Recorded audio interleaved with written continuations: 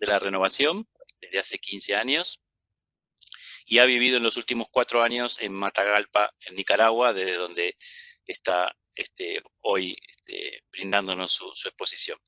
Allí trabaja con 4 frailes más en varios apostolados simultáneamente, como capellanes del Hospital Regional y del Sistema Penitenciario de Huashualí, no sé si lo digo bien. Ellos también dirigen un ministerio de jóvenes llamado Corazón Puro, dedicado a la promoción de la virtud de la castidad. Tienen un ministerio de retiros de oración, de sanación, perdón, para las personas que han tenido abortos procurados, y ayudan en la diócesis en toda la celebración de los sacramentos, sobre todo en la confesión y en la Eucaristía.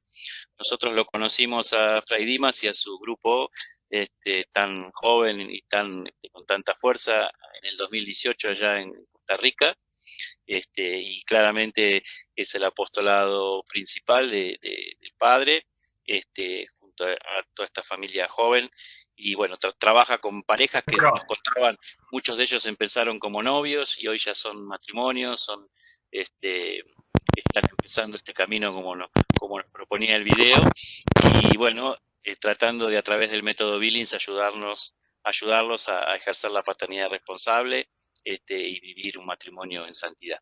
Así que bueno, la charla que hoy nos va a dar Padre, la tituló Castidad Conyugal, y con un subtítulo que seguramente sugiere bastante de poco a poco. Sin más, después seguramente les pedimos por favor que apaguen los micrófonos todos, así no interrumpimos al Padre, y bueno, después va a haber un espacio obviamente de preguntas, como para que algunas de ellas sean contestadas. Muchas gracias y disfruten.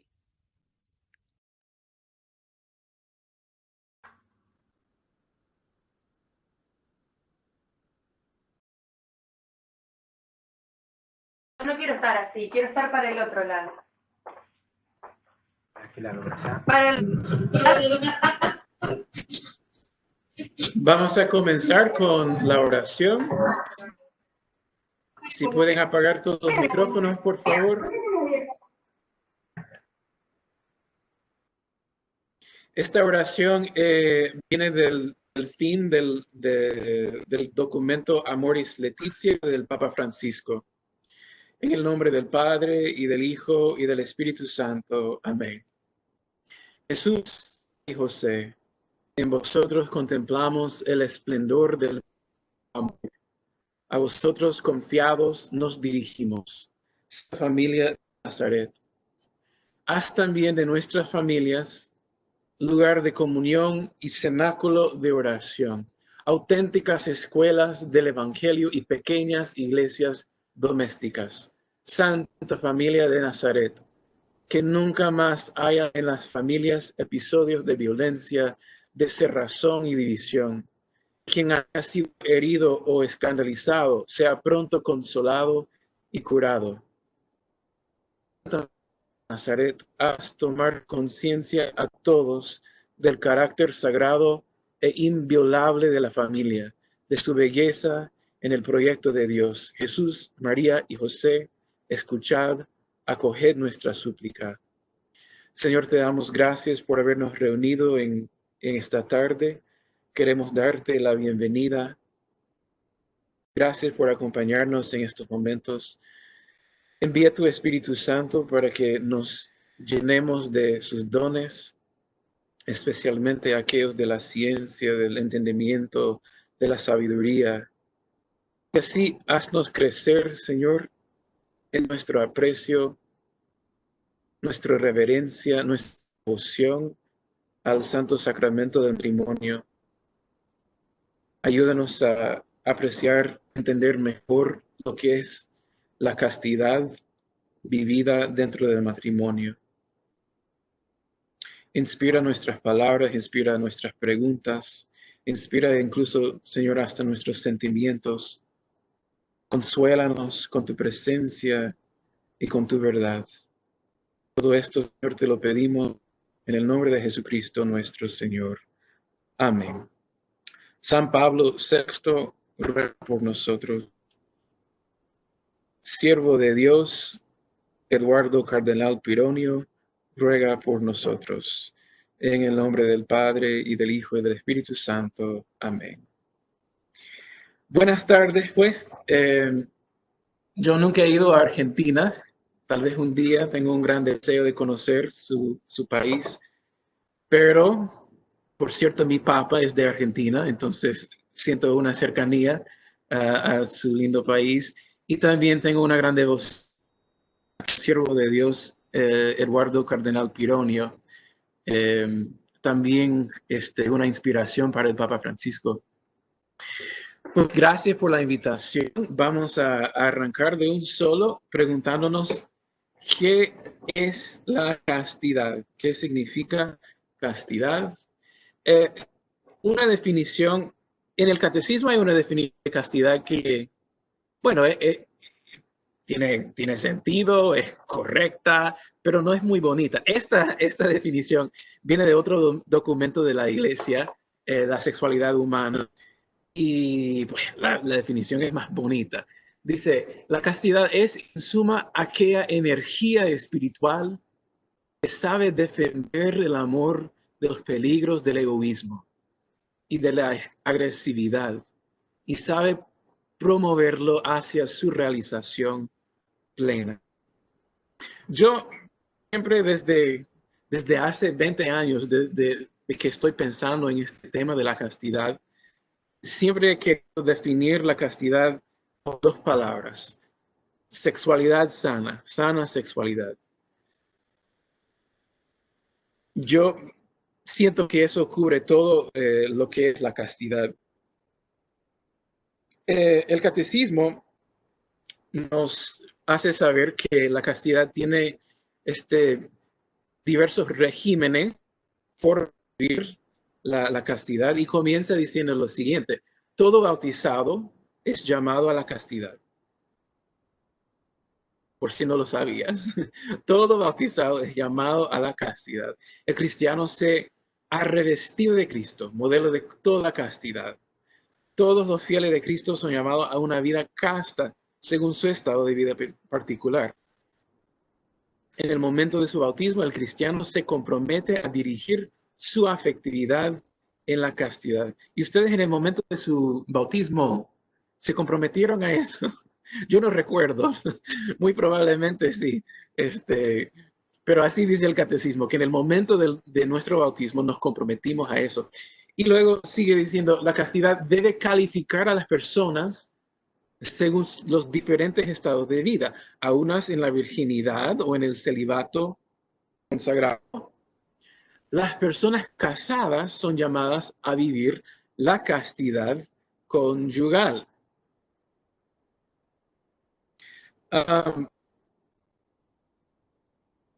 Yo no sé quién lo dijo, lo he escuchado unas cuantas veces, pero quiero compartir una frase con ustedes que, como digo, no sé quién lo dijo, entonces no lo cito con autoridad, pero me deja convencido de que sí es verídico. Y dice lo siguiente, que la meta del enemigo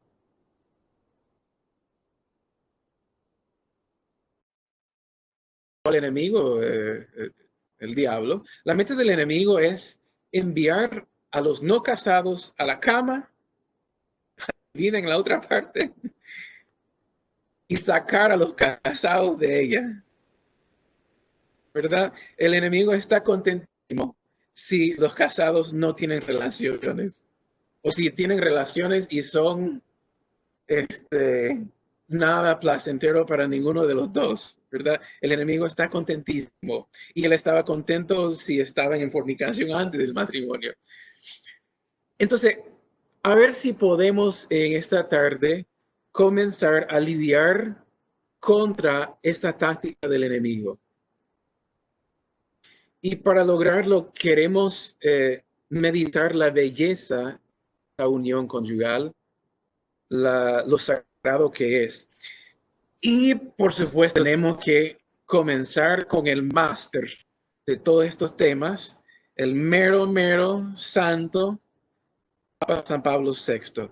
Y algunos ya vieron mi diálogo la vez pasada con Papa Pablo VI, pero voy a reanudar mi diálogo con él.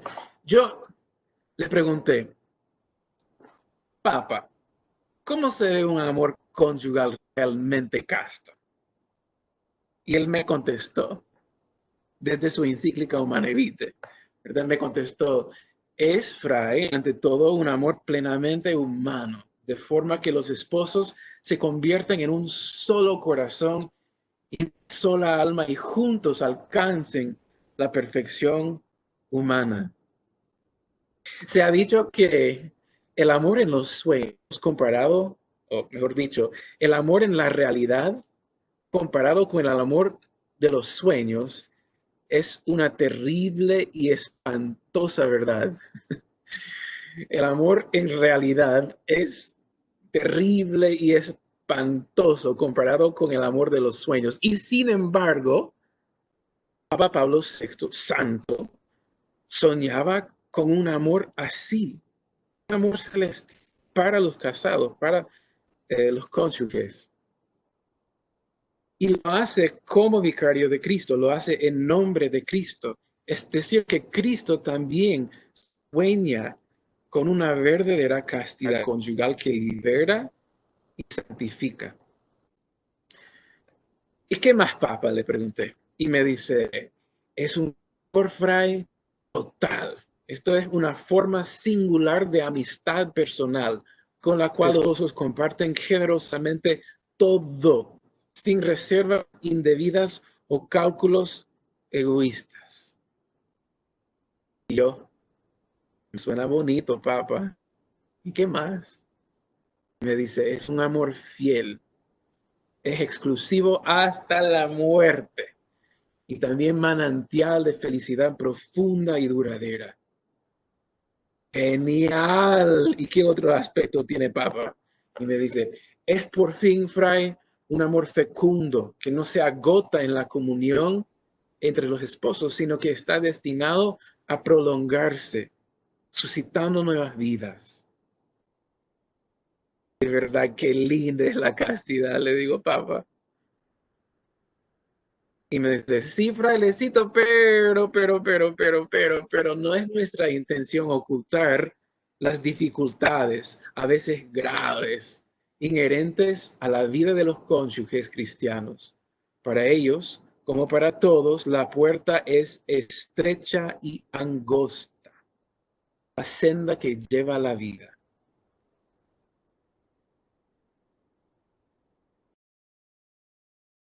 ¿Y qué debo hacer yo como sacerdote? Entonces le pregunta al Papa. Y él me responde directamente y me dice, pues ya te explico, Fray.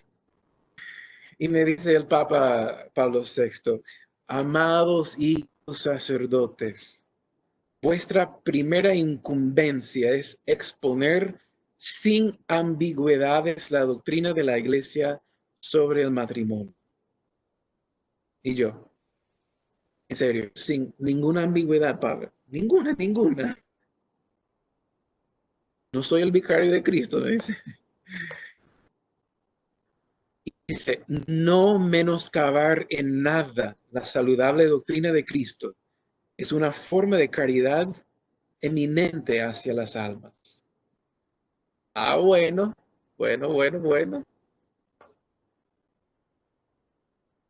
Por esto, debe ir acompañado siempre de la paciencia y de la bondad, de que el mismo Señor dio ejemplo en su trato con los hombres. Punto. El Señor vino no para juzgar, sino para salvar. Y él fue, pues ciertamente, intransigente con el mal, pero misericordioso con las personas.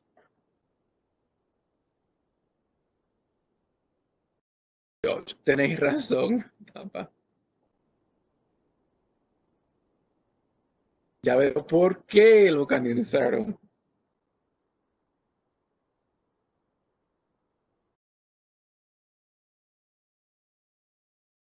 Y luego me dice como sacerdote, Hablaba además con confianza, amados hijos, seguros de que el Espíritu de Dios que asiste al magisterio en el proponer la doctrina, ilumina internamente los corazones de los fieles, invitándolos a prestar su asentimiento.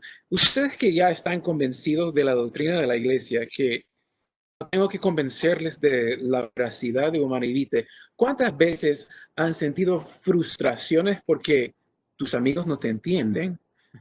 Que no logran convencerles, no logran expresar lo que querés decir, no logran que ellos capten como tú captas el evangelio de la castidad, de la belleza del amor. Y sin embargo, el Papa me dice a mí y te dice a ti, eso es trabajo del Espíritu Santo. Lo tuyo es proclamar la doctrina de la iglesia sin ambigüedades, ¿verdad? Deja que el Espíritu Santo actúe. Sé compasivo, sé misericordioso, sé intransigente con el mal. Y el Espíritu Santo lo hará todo lo demás. Y yo, qué cool. Así lo haré yo. O sea, tenemos que ser realistas con los esposos. Y el Papa me responde, dice, el gravísimo deber de transmitir la vida humana ha sido siempre para los esposos colaboradores libres y responsables de Dios Creador, fuente de grandes alegrías, aunque algunas veces acompañadas de no pocas dificultades y angustias, de lo cual ustedes los casados son testigos. Lo han vivido en carne propia. Y el Papa les dice, pero ustedes no se me desanimen. Sí es difícil, pero no se me desanimen. Porque la castidad se lo poco a poco. No es de la noche al día. Y yo le pregunté, ¿qué es lo que dijo ese amigo tuyo? El que te sigue. Ah, me dice, Carol. Sí, Carol. El que se convirtió en Juan Pablo. Pues él dijo, como madre, la iglesia se hace cercana a muchas parejas de esposos. Esto es de Familiares Consorcios, su exhortación apostólica. Parejas de esposos que se encuentran en dificultad. La Madre Iglesia se acerca a ellos sobre este importante punto de la vida moral.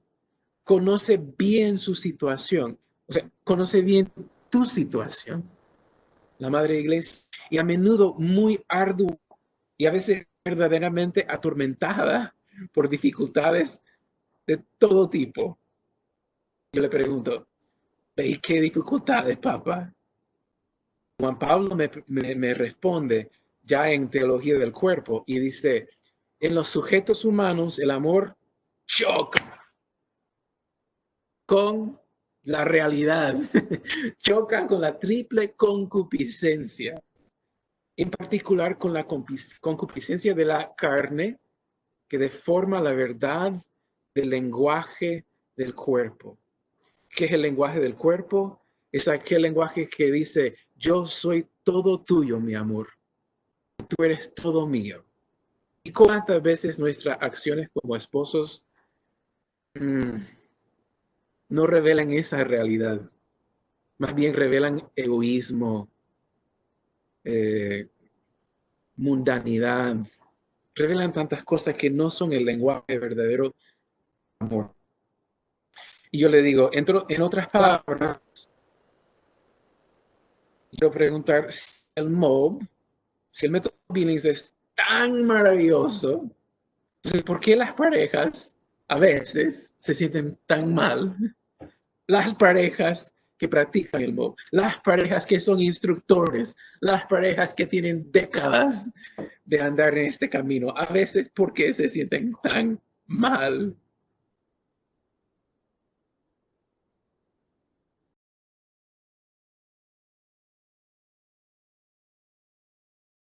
El Papa Pablo VI nos anima, nos consuela y les dice a ustedes, parejas, si el pecado les sorprendiese todavía, es decir, después de todo lo que han vivido y hecho y estudiado y practicado, transmitido, testimonio, si todavía les sorprendiese el pecado, que no se desanimen, sino que recurran con humilde perseverancia a la misericordia de Dios, que se concede en el sacramento de la penitencia cuando no estamos en pandemia. Podrán realizar así la plenitud de la vida conyugal. Hablemos del pecado. Pongámonos el gorro, la gorra, el sombrero de teólogo moral y recordemos algunos principios de la teología moral. ¿Qué significa por pecado mortal? Y como dijimos al inicio, habrá tiempo para preguntas al final. Entonces, muchas veces mis preguntas son retóricas ahorita, pero habrá mucho espacio para las preguntas que ustedes tienen al final. ¿Qué significa pecado mortal? El catecismo nos dice claramente lo siguiente. Para que un pecado sea mortal, se requieren 3 condiciones. Que tiene como objeto una materia grave, y que además es cometido con pleno conocimiento y deliberado con consentimiento. Y deliberado consentimiento. ¿Qué significa materia grave? Pues seamos muy breves y decir que casi todo lo que tiene que ver con la sexualidad es materia grave. ¿Por qué? Porque la sexualidad es la parte más delicada de nuestro ser y también es la parte que toca tan íntimamente con la divinidad porque ustedes se hacen procreadores co-creadores con el Señor. Entonces, cada cosa que tiene que ver con nuestra sexualidad se convierte en algo tan delicado que si se ofende, si se comete una ofensa contra él, pues ya es materia grave. ¿Ok? 3 condiciones: materia grave, pleno conocimiento y deliberado consentimiento. Entonces, es malo, muy malo, sé que es malo y lo hago de todas formas. Bien. El catecismo continúa diciendo, la ignorancia involuntaria puede disminuir y aún excusar la imputabilidad, es decir, como la culpabilidad de una falta grave. ¿Por qué? Porque ya, como ya vimos en la lámina anterior, que el pecador tiene que tener pleno conocimiento. Entonces, si hay ignorancia de por medio, entonces la culpabilidad puede disminuir o incluso excusarse. También los impulsos de la sensibilidad, grábenlo bien, los impulsos de la sensibilidad, las pasiones, pueden igualmente reducir el carácter voluntario y libre de la falta. ¿Por qué lo dice el catecismo? Porque, como vimos en la lámina anterior, si hay una falta de consentimiento, si el pecador no es realmente libre, entonces se disminuye la culpabilidad del pecador. A veces incluso se desvanece su culpabilidad. Podríamos pensar, por ejemplo, en un chico que no fue muy cuidado por sus papás y descubrió la pornografía a una edad muy temprana, se metió a la pornografía y la masturbación, se convirtió en un adicto de estas 2 cosas. Si bien tal vez tuviera alguna culpa al inicio, ya después de tanto tiempo, después con tanta ignorancia, ¿qué tanta culpabilidad tendrá ese chico de los pecados que está cometiendo? Muy poca culpabilidad. Ok, ¿cambia la naturaleza de lo que está haciendo? Para nada. sigue siendo muy grave y el pobre muchachito seguirá viviendo las consecuencias de su pecado. Pero en cuanto a su culpabilidad delante de los ojos de Dios, es casi nula. ¿Estamos de acuerdo? Ok, eso es lo que nos está diciendo el catecismo. Pero voy a repetirlo. Los impulsos de la sensibilidad, las pasiones, pueden igualmente reducir el carácter voluntario y libre de la falta. Lo mismo que las presiones exteriores o los trastornos patológicos. Si tienen preguntas en medio de la charla, háganme el favor de anotar las preguntas que tienen y guardarlas para el final. Otra pregunta. ¿De verdad es posible vivir sin pecado mortal? O sea, en este aspecto, como en plena castidad conyugal. ¿De verdad, de verdad, de verdad es posible? Consultemos el buen amigo Juan Pablo II. ¿Qué dice Juan Pablo II en su encíclica Veritatis Splendor? Dice, la observancia de la ley de Dios en determinadas situaciones puede ser muy, muy, muy, muy, muy difícil. Te voy a poner otro muy, muy, muy, muy, muy, muy, muy difícil. Sin embargo, jamás es imposible. Esta es una enseñanza constante de la tradición de la Iglesia. Entonces, vuelvo a preguntarles, ¿es posible vivir sin pecado mortal? Sí es posible. Y si decimos que no, somos herejes. Eso es herejía, decir que no es posible vivir sin pecado mortal. ¿De acuerdo? Ok. No seamos herejes. San Agustín, ¿qué dijo?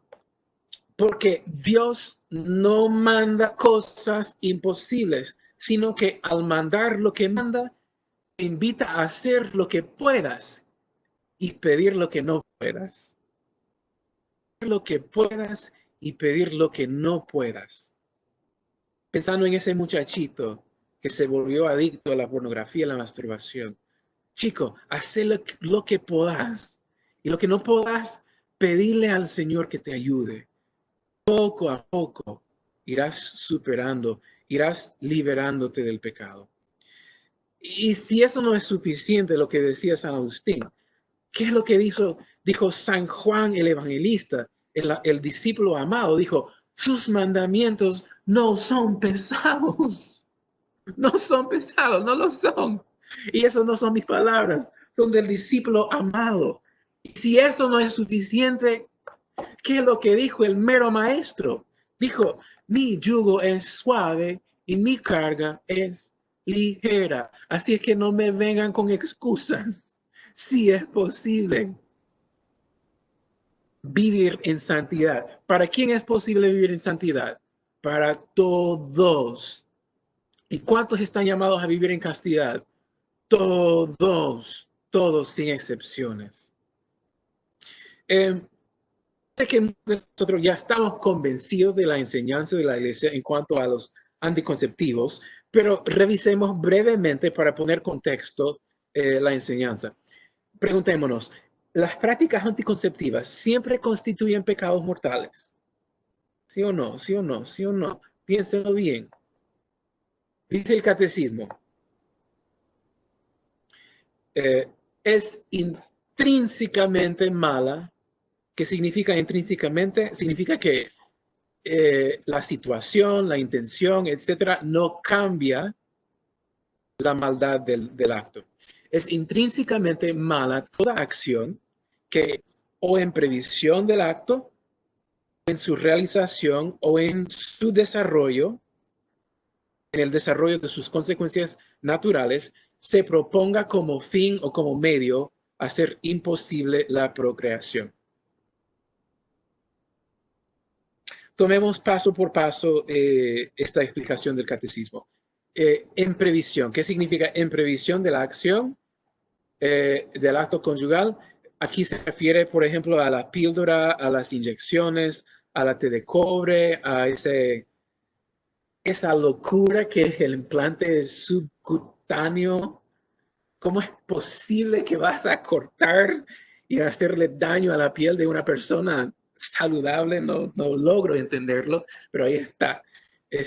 La esterilización femenina y masculina. Todas esas cosas son en previsión del acto conyugal y pretenden hacer imposible la procreación.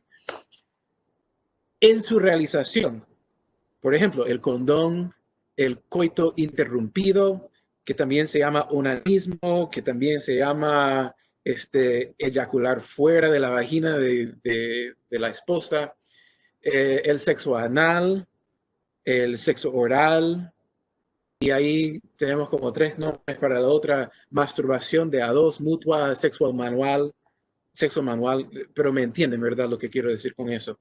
Todo eso son acciones en la realización de la conducta que pretenden hacer imposible o improbable la procreación en el acto. Y luego dice, en el desarrollo de sus consecuencias, ¿a qué se refiere? A la píldora de la mañana siguiente, al aborto directo y procurado, aunque sea por razones terapéuticas. Pero enfoquémonos un poco en esto, en su realización, porque aquí estamos hablando de la castidad conyugal. Espero que la mayoría, si no todos, ya estamos convencidos de las otras cosas, en previsión, en el desarrollo, de que estamos convencidos de la intrínseca maldad de estas cosas. Pero analicemos un poco más esto de la realización del acto. Y específicamente quiero enfocarme en esos asteriscos. Tomemos un momento para asterisquear y ver los asteriscos. ¿Por qué los asteriscos? Porque cambiemos los nombres de esas cosas. Entonces, donde pusimos sexo oral o donde pusimos sexo manual, masturbación de a dos, masturbación mutua, cambiemos los nombres y llamémoslos caricias y besos. Está bien, suena más bonito incluso. Entonces, caricias y besos, pero caricias y besos ¿de qué? De los juegos previos. Y luego preguntémonos, para que tengamos muy, muy clara la enseñanza, ¿previos a qué? Caricias y besos, que son juegos previos, pero ¿previos a qué? Ya con la imagen ya están adivinando, ¿verdad? Previos a la eyaculación del esposo en la vagina de su esposa. Estamos claros, ¿verdad? Previos a ese acto. Entonces, una chica que, digamos, es instructora de Billings o es una nueva usuaria, pregunta, sí, pero ¿qué pasa si estamos en la plena ventana de fertilidad y estamos espaciando los hijos? ¿Qué onda? Y te pregunta, ¿siempre se valen los juegos previos? ¿Cuál sería tu respuesta? Y hago la pregunta retórica, pero pregúntense a sí mismos, ¿cuál sería tu respuesta? En el tiempo fértil, siempre se valen los juegos previos, si están espaciando, si no van a realizar el acto completo. ¿Cómo tiene esta chica? Es como, pongamos, es una chica que tiene un buen corazón, ama al Señor, pero no está muy, muy bien catequizada, que se diga. Y no entiende muy, que es un poco despistada, ¿verdad? Que no entiende muy, muy bien las cosas, pero amoroso, o sea, tiene un amor ardiente para el Señor. ¿Cómo le respondemos? Respondemos como Sócrates o como Jesús, con otra pregunta, ¿verdad? Y le preguntamos, ¿previos a qué, chica? ella tiene que decir, previos a, sí, previos a la eyaculación del esposo en la vagina de su esposa. Y le preguntas, pues, ¿tienen el deseo entonces en ese tiempo de fertilidad, en la ventana de fertilidad, de realizar el acto completo, del acto conyugal? Y él te dice, pues no. ¿Por qué no? Pues porque estamos espaciando. Ok, entonces, pues no, pero siempre pueden si quieren. Ustedes que son buenos instructores saben que es muy importante siempre respetar la libertad de los usuarios. Si ellos quieren saltar las reglas, es cosa de ellos, no es problema tuyo. Tu trabajo es enseñar las reglas y ellos harán lo que quieran con las reglas, ¿verdad? Bien. ¿Previos a qué? Previos a la eyaculación del esposo en la vagina de su esposa. Entonces, y ella, como muy apenada, te pregunta, ok, pero las caricias entonces, ¿qué le dirás? Las caricias, besos, si no es juego previo, pero caricia y besos, ¿cómo le respondes? Aquí, sabiamente, no vas a responder. Vas a dejar que alguien más sabe responda. Y vamos a dejar que ese muchacho ahí, que se llama Carol, ¿verdad? Carol Wojtyła, el joven Papa Juan Pablo II, ¿cómo hubiera respondido él? Pues en amor y responsabilidad, Carol Wojtyła dice, esa clase de ternura, es decir, esas caricias, esos besos, es inmensamente necesaria para el matrimonio, para la vida en común, donde no solo el cuerpo necesita del cuerpo, sino ante todo el ser humano necesita al ser humano, con todo su ser, no solamente en conversación, no solamente intelectualmente, bien pegaditos, cuerpo a cuerpo. El cuerpo se necesita al otro, al cuerpo del cónyuge. Sería un gran error creer que la mejor manera de manejar el tiempo de abstinencia, de continencia periódica, es separarte físicamente de tu cónyuge. Sería un gran error, porque ahí, ¿cómo estás fomentando el amor en el matrimonio? Si son seres corporales, el cuerpo también tiene su lenguaje, y si hay una gran separación y distancia entre los cónyuges en el tiempo de continencia periódica, ¿qué es lo que están diciendo con el cuerpo, con el lenguaje del cuerpo? Te estás diciendo, no quiero estar cerca de ti, pero eso no es cierto. Quieren estar cerca porque quieren estar cerca porque se aman. Y entonces ella te dice, esa muchachita, esa nueva usuaria, ella te dice, genial, genial, pero ¿qué pasa si nos pasamos del límite y, ups, ¿qué pasa? ¿Qué pasa? Aquí yo no voy a responder. Yo, esta es la segunda vez que doy la charla y pasé un buen rato buscando una buena respuesta a esta pregunta. Y busqué y busqué y rebusqué y rebusqué y de repente me salió de un mensaje tan lindo, de una fuente tan confiable. Yo sentí una gran consolación espiritual en el Señor cuando encontré este mensaje. Y viene de este señor de señores. Se llama Padre John Harvey. Yo no sé si les suena el nombre. Si no les suena el nombre de él, tal vez les suene el nombre de el apostolado que él fundó. Ustedes han escuchado de Courage, de este apostolado que es para las personas que experimentan la atracción al mismo sexo, Courage, es un apostolado lindísimo que ayuda a aquellas personas que quieren lidiar contra este desvío de sus atracciones, ¿verdad?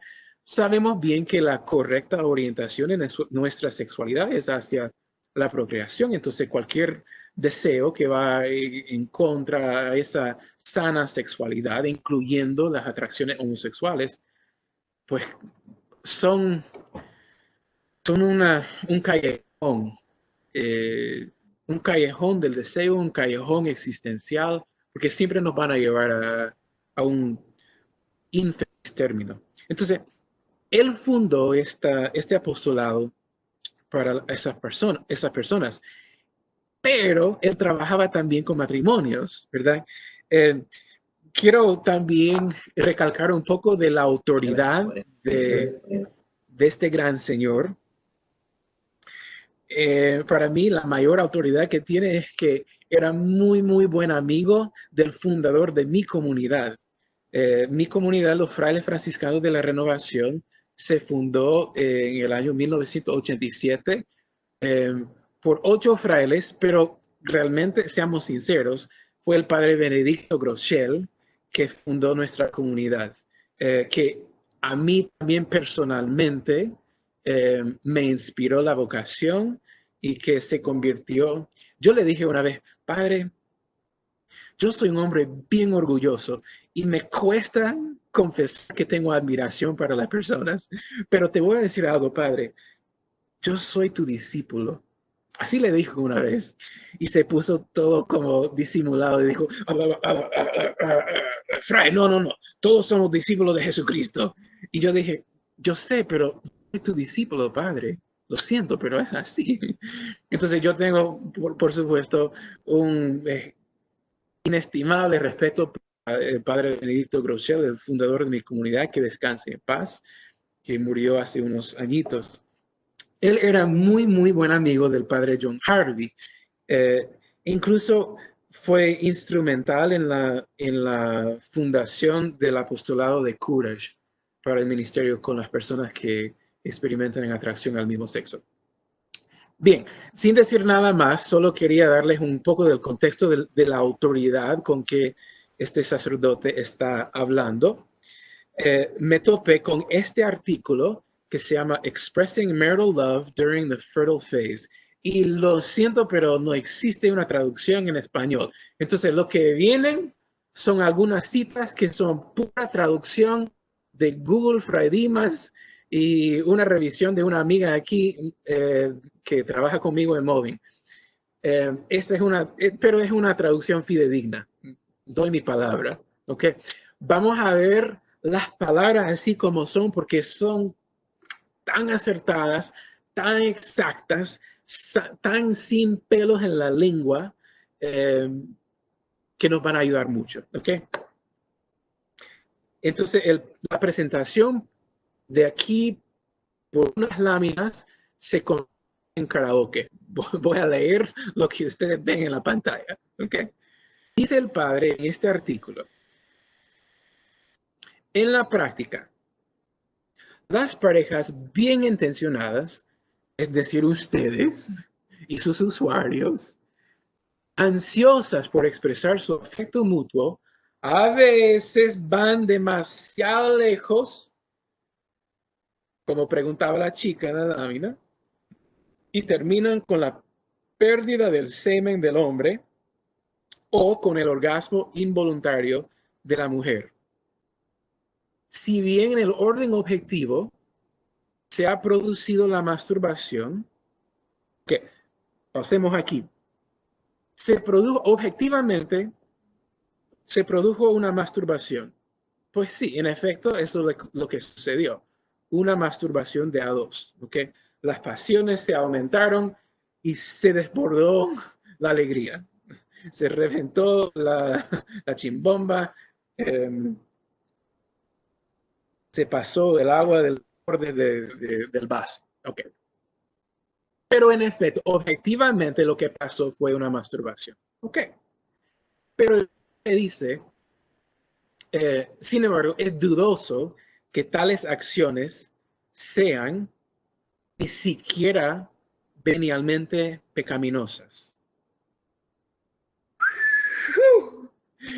Dice la gran mayoría de los instructores del método Billings y todos los usuarios nuevos del método Billings.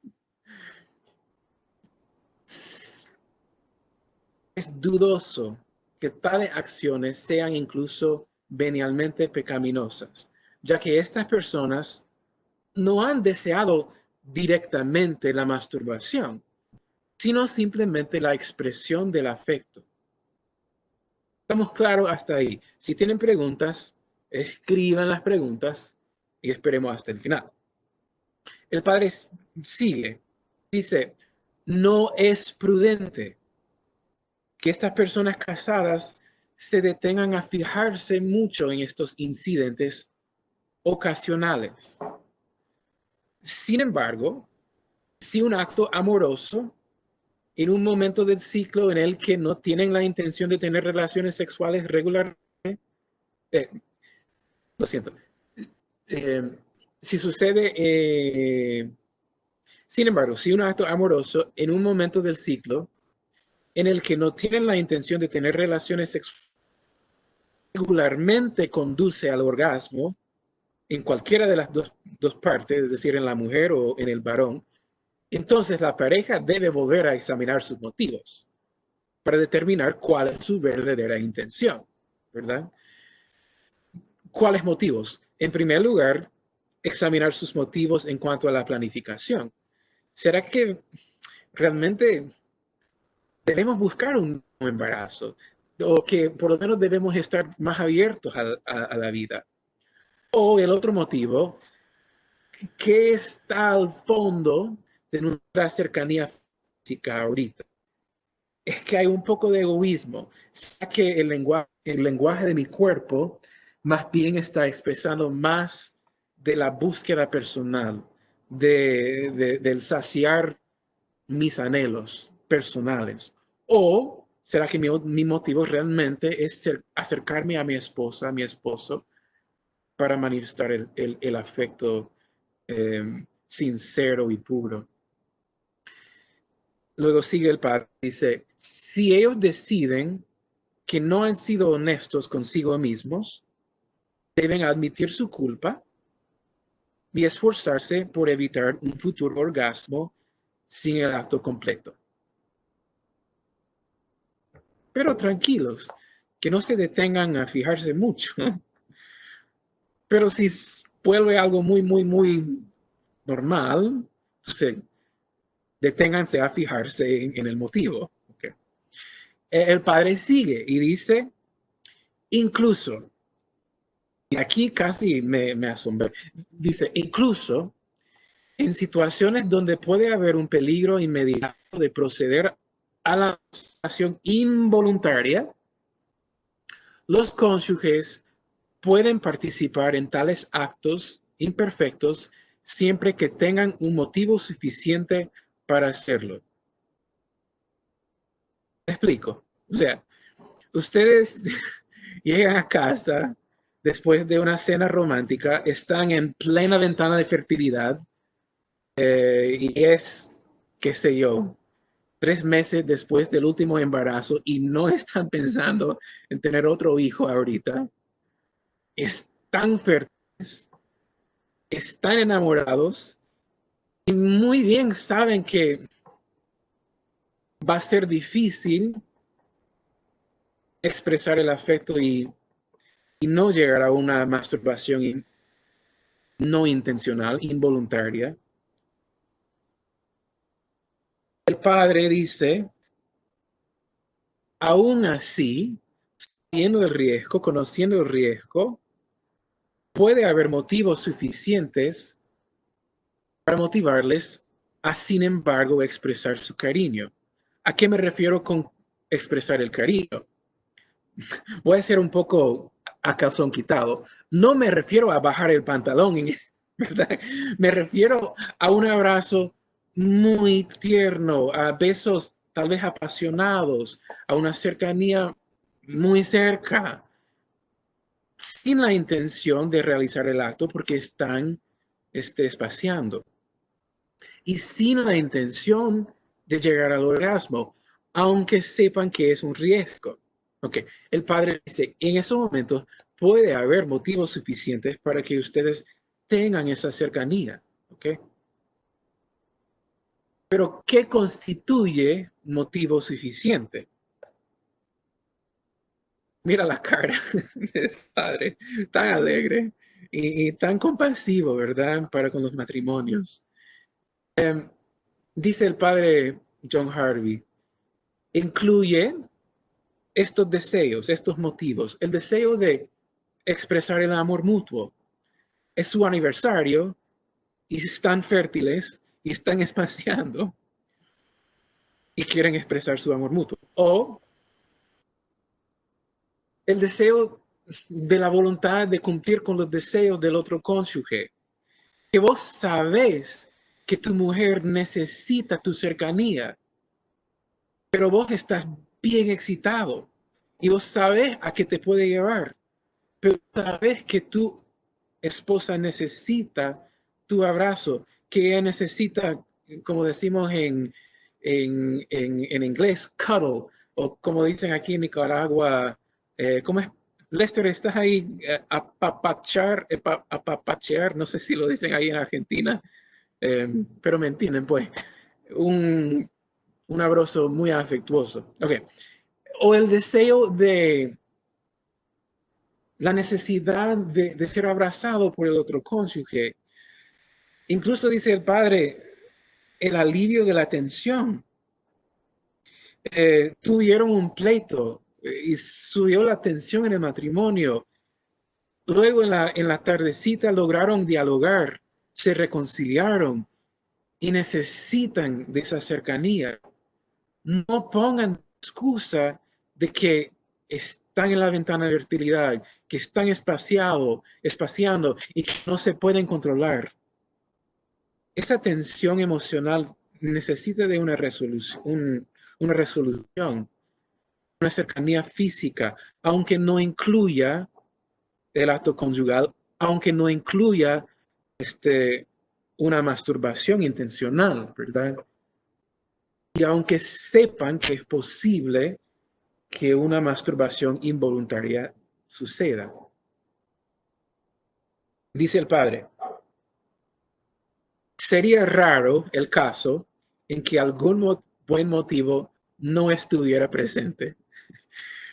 Lo repito, y tenemos que ver esa cara compasiva y alegre con que lo dice.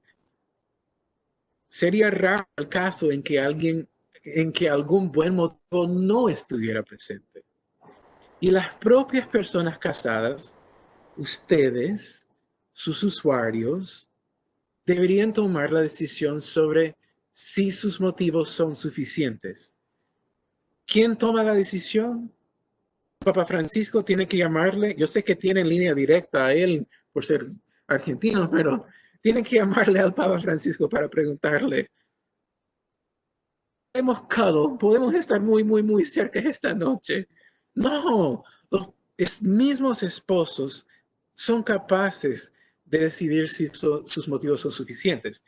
Ellos son los únicos que en las circunstancias concretas de tiempo y lugar realmente saben cuándo un motivo es suficiente. ¿Por qué?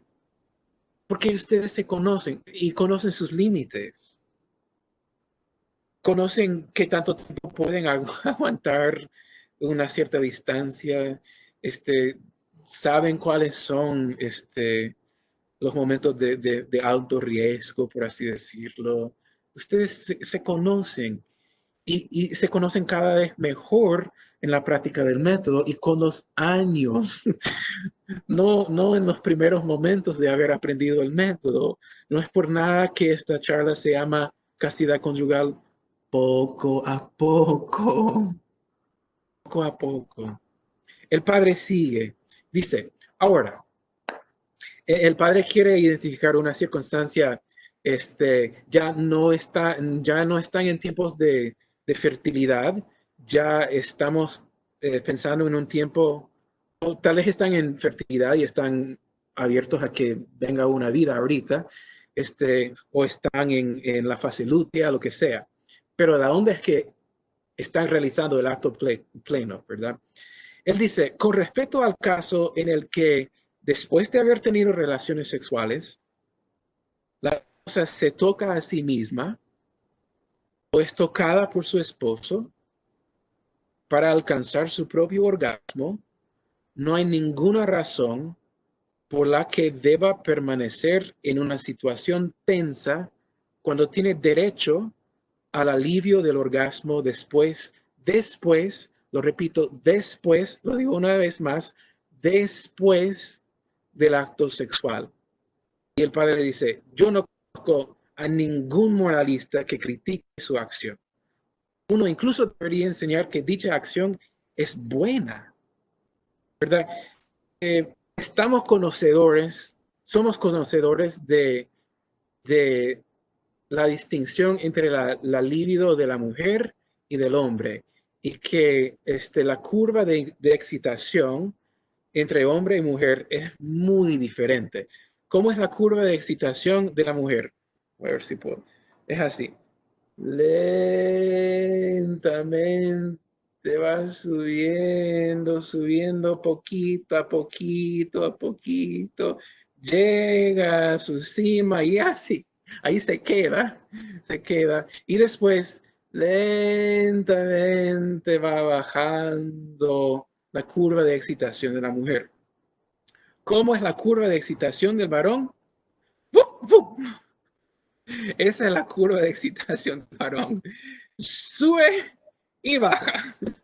Somos un mecanismo, una máquina muy sencilla. La mujer es mucho más complicada en su mecanismo. Y el varón, dice el Papa Juan Pablo II y muchas otras autoridades morales, el varón tiene que conocer y aprender esa curva de excitación que es diferente de la de él, respetar la diferencia y manejarla. ¿Cómo? En los juegos previos para calentarla, ¿verdad? Para ayudarle. Y eso es muy importante en la fase lútea, en los tiempos de infertilidad, porque no va a haber lubricación suficiente en la vagina muchas veces. Bien lo saben como instructores. Entonces el juego previo se vuelve sumamente importante, casi indispensable en la buena vivencia del método en tipos infértiles. Y también, aquí dice el padre Harvey, después del acto, ¿verdad? Si la mujer no logró un orgasmo dentro del acto, entonces está perfectamente lícito que ella se estimule a sí misma, pero yo digo mucho mejor que el hombre se preocupe por el bienestar y satisfacción de su mujer. Varones, no sean pinches, sean muy generosos en las relaciones sexuales, tanto en el preludio como en lo que sigue el acto. ¿Okay? Ahí vamos a dejar el padre Harvey, que nos iluminó tanto y estamos tan agradecidos con él por habernos hablado tan a calzón quitado. Hemos llegado a 55 minutos. Tal vez algunos tienen que salir y eso está bien, no se preocupen, pero yo voy a continuar porque me quedan por lo menos 20 minutos más de la charla y después las preguntas, ¿ok?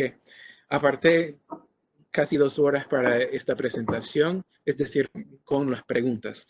Así es que si alguien tiene que salir, no tengan pena, no me voy a ofender, ni siquiera me voy a dar cuenta. Así es que tranquilos, ¿ok?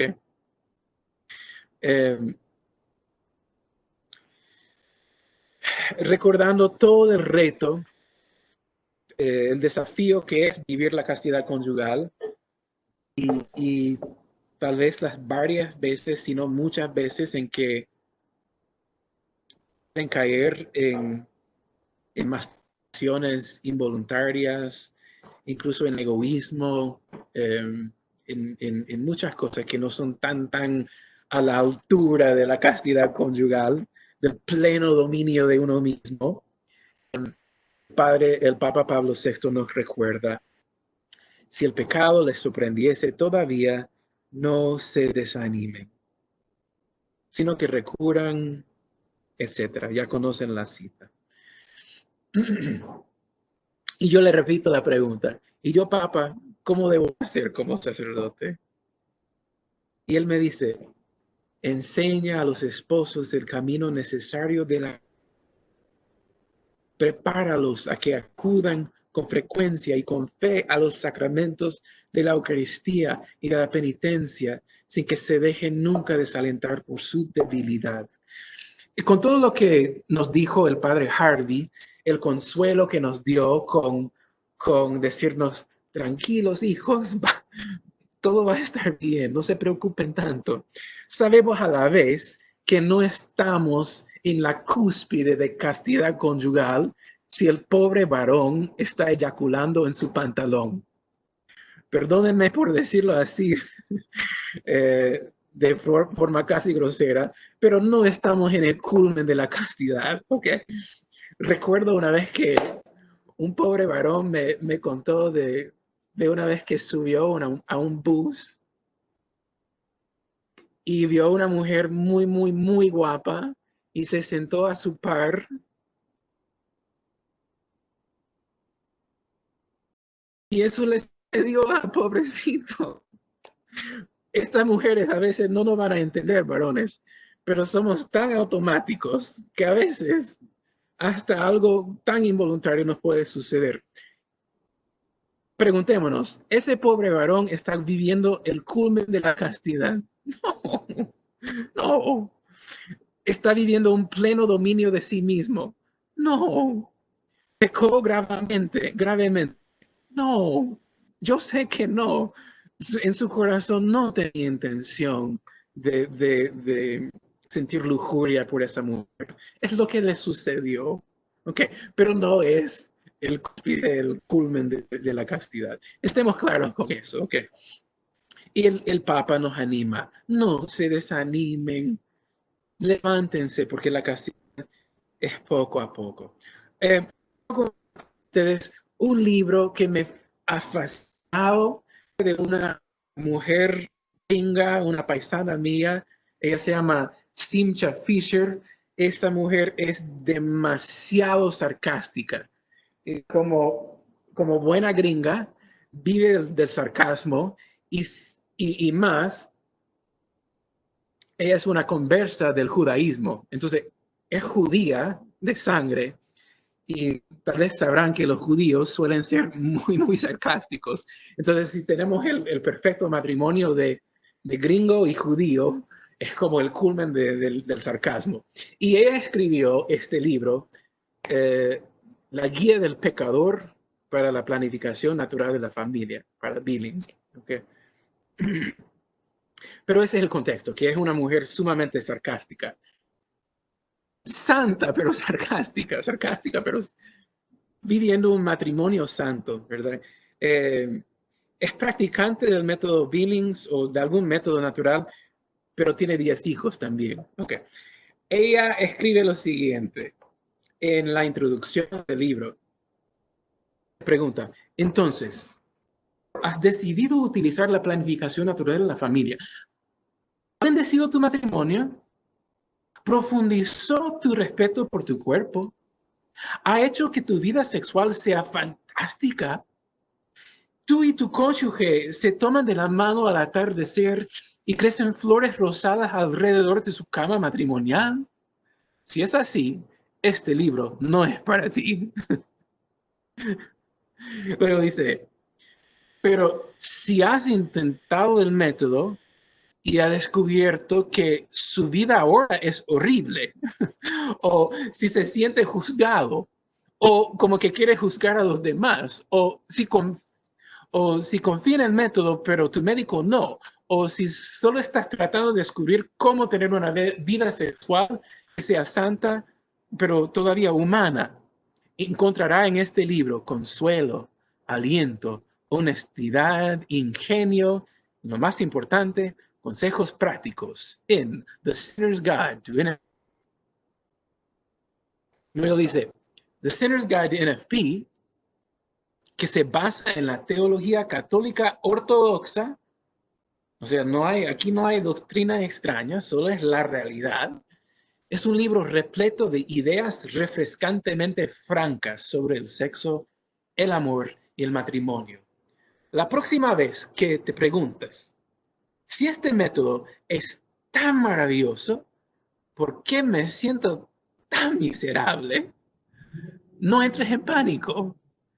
The Sinner's Guide to NFP está aquí para ayudarte. Ella dice, uno de los capítulos de este libro se llama La planificación natural de la familia, el peor sistema posible, salvo todos los demás sistemas. Siendo realista, no es fácil vivir el método Billings. ¿Quién te ha dicho que iba a ser fácil? Porque si te lo dijeron, te mintieron. Sabemos bien que es un estilo de vida que requiere mucho sacrificio, que es una cruz. Y en este capítulo, y recomiendo altamente el libro si tienes la capacidad de leer el inglés, no se encuentra una traducción todavía, pero el inglés se consigue en Kindle, por ejemplo. En este capítulo, ella dice, mira, si vos vas a consultar alguna página de revista popular de mujeres, ya sea Glamour, Cosmopolitano, Mujer de Hoy, una de esas revistas en internet, y ves como un artículo sobre, qué sé yo, el DIU o sobre la pastilla, vas a escuchar en el artículo todas las cosas bonitas de ese método. Pero si vas al fin de la página y lees los comentarios, así francos, y esa no es gente de método Billings, no es gente católica, no es gente que está siguiendo a Cristo. Si lees esos comentarios, ¿qué vas a ver?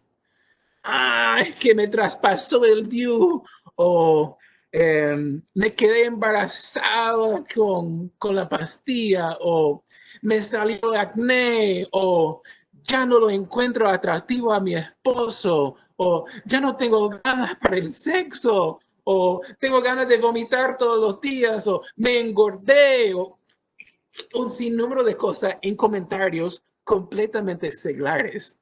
Entonces, lo que Simcha Fisher te dice, el método Billings es malo, es difícil y es el peor de todos los métodos, menos todos los demás métodos, porque todos son todavía más horribles. Ok, ese es el asunto de ese capítulo. Un excerpto, una cita de ese capítulo, ella dice, es pasar el sufrimiento con el método. No importa lo que diga el brochure con sus flores y sus corazoncitos. No te desesperes.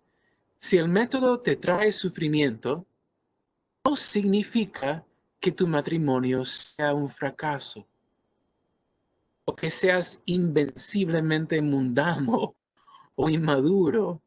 Solo significa que el amor, como todas las mejores cosas de la vida, es complicado, muy complicado.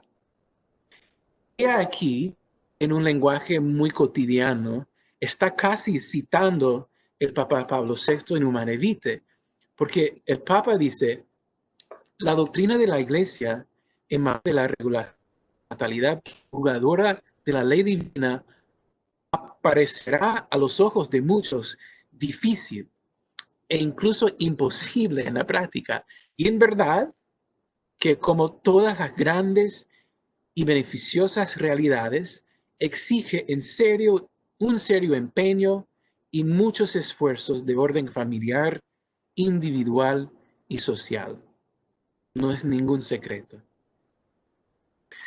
el capítulo 6 de este libro se une conciencia por los usuarios del método Billings, pongamos. Sigo con el examen. ¿Están listos para examinarse la conciencia? Quiero ver menear esas cabezas. ¿Listos para el examen de conciencia? Sí, ok. Primero van las mujeres. Entonces, las mujeres, pregúntense, ¿me he entregado a fantasías impuras como quemarme mi gráfica o no hacerle caso a mis sensaciones durante el transcurso del día? ¿O alguna vez he humillado a mi esposo a salir del confesionario silbando en un disimulado susurro? El padre dice que todo es culpa tuya. Sigue el examen.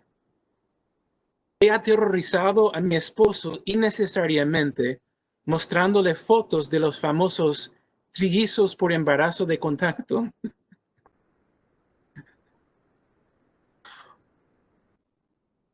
He considerado seriamente evitar el embarazo a través de medios ilícitos, como el tirarme frente a un bus que se aproxima.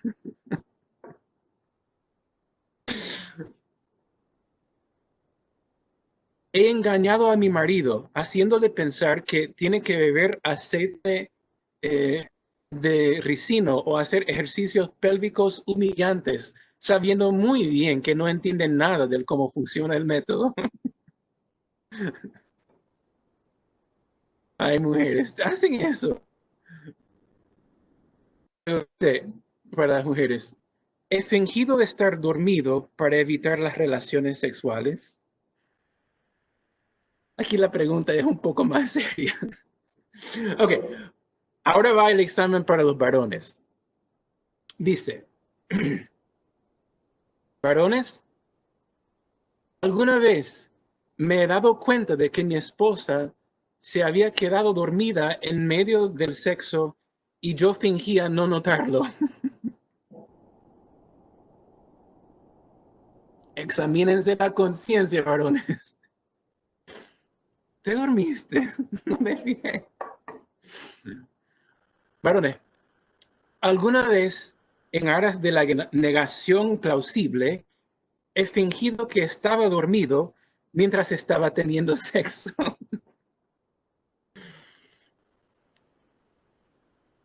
Luego, he hecho la debida restitución por los brazos de sofá o marcos de las puertas que mastiqué mientras esperaba la fase lútea.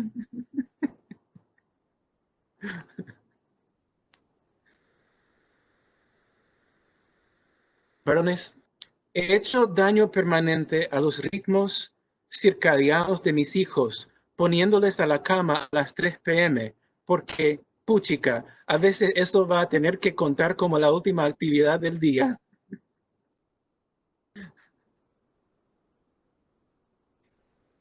He desarrollado, en medio de largos tramos de abstinencia, un interés indecoroso en objetos que tienen una forma femenina, como maniquíes, almohadas corporales o una bola especialmente voluptuosa de masa de pizza que está en proceso de fermentación.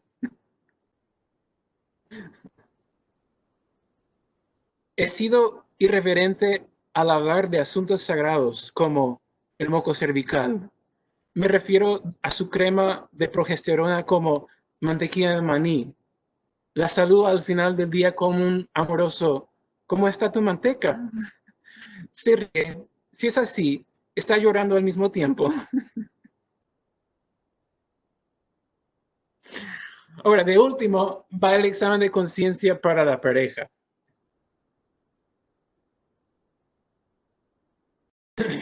Hemos enviado amenazas de muerte al sacerdote que nos enseñó acerca del método. Hemos difundido calumnias denunciando la falta de astucia mental de los doctores Billings o del Papa San Pablo VI. Hemos hecho falsas llamadas de broma al Vaticano.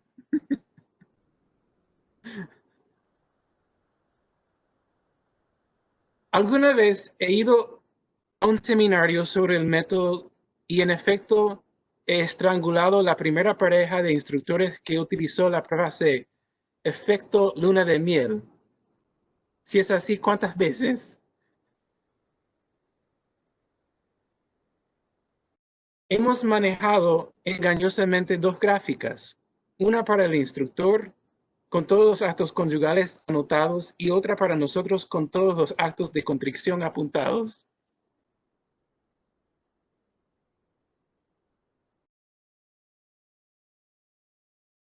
Considero con espíritu de oración cada mes si Dios nos está llamando a ser más generosos con nuestra fertilidad o solo empiezo a rezar cuando se me retrasa la menstruación.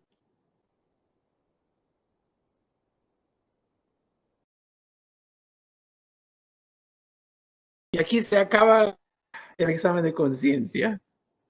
Recomiendo altamente este libro. Es una plática tan franca, realista y bastante chistosa sobre la práctica del método.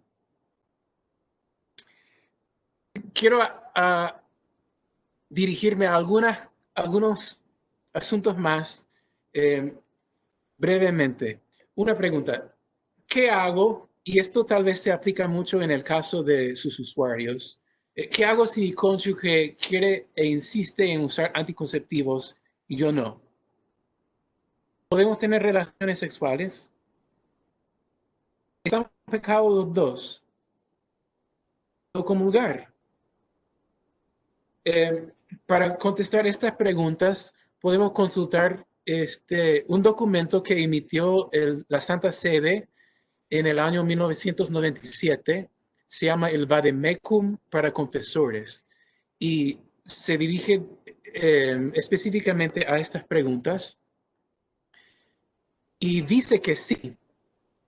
Y se llama cooperando con el pecado ajeno, en este caso del cónyuge, y se puede practicar con tres condiciones.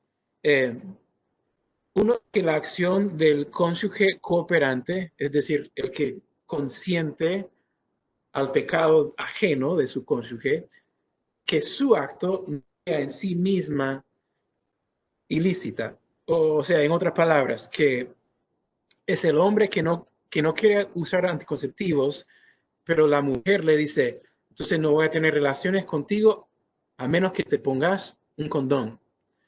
No es lícito para él ponerse un condón porque su acto en sí es ilícito. No, la intención no lo cambia. ¿Okay?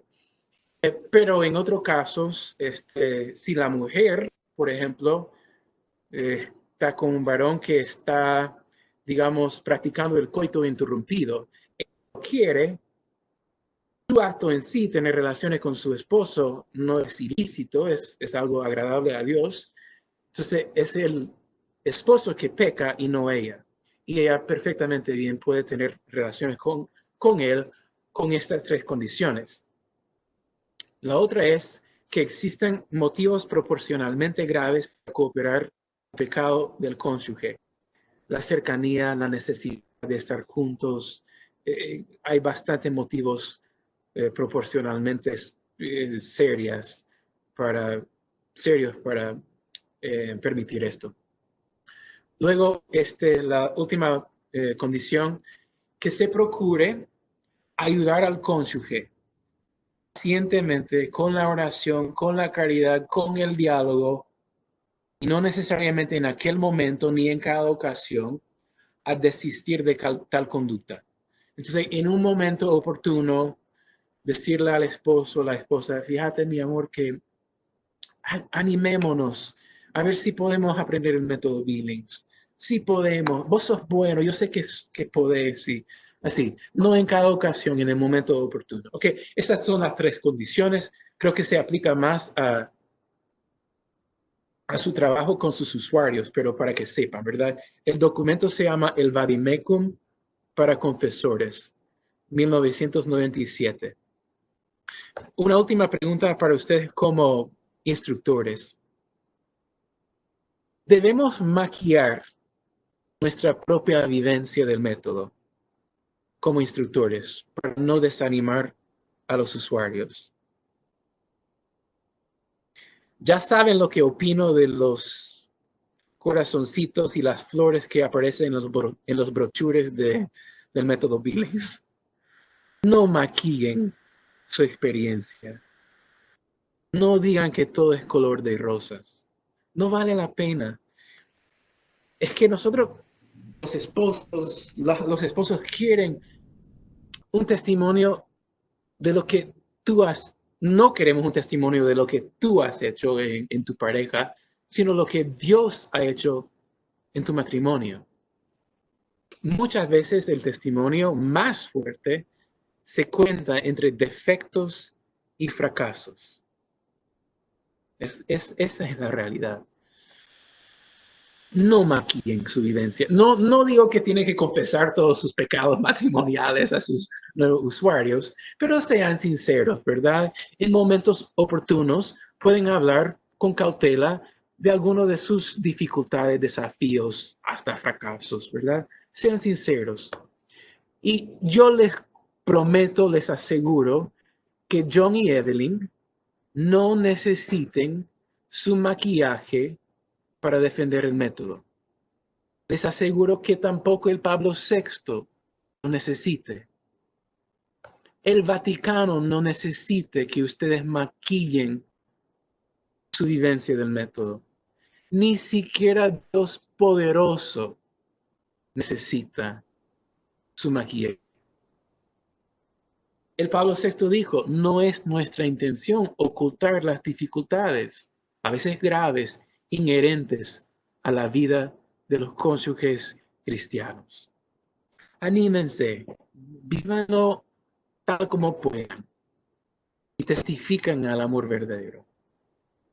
Y yo le digo al Papa, ay, Santo Padre, con tantas dificultades, vale la pena vivir la castidad conyugal en serio.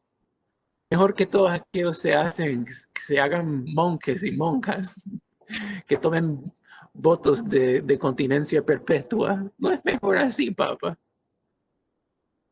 El Papa dice, y yo le digo, no lo sé, Rick. Yo digo, no lo sé, Rick. Me parece falso. Y el Papa dice,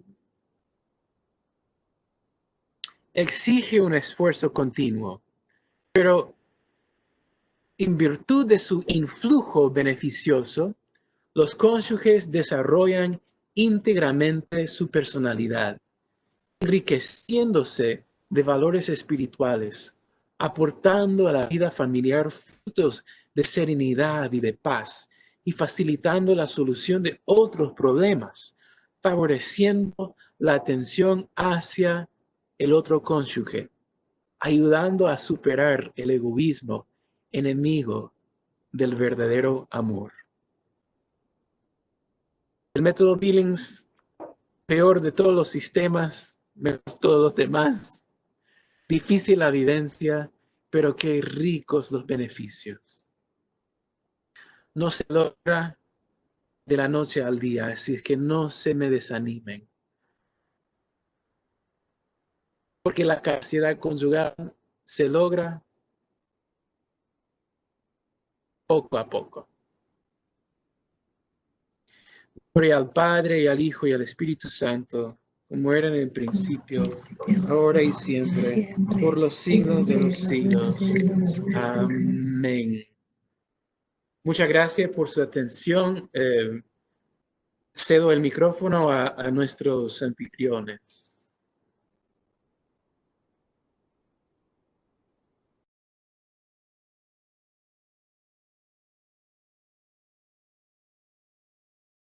Patricia.